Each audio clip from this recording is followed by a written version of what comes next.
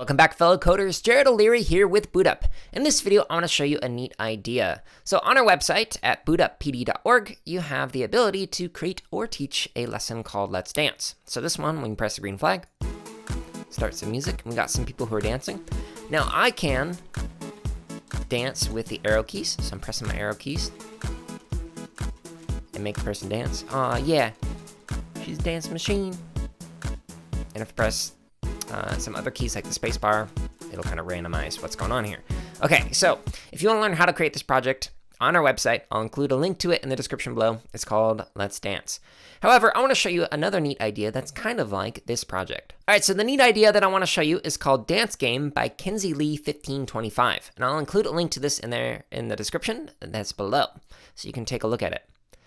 Okay, so this person starts dancing, and now I got to do the arrows. And if I press the arrow keys correctly, then I'm going to earn a point. But if I don't press any of the arrow keys, then I don't earn any points. So correctly, I just earned some points. All right, so it's kind of like a Dance Dance Revolution style game. So it's based off of the idea of being able to create a dance game, but it's literally turning it into a game where you're having to do the dance moves to this. So this is a pretty neat idea.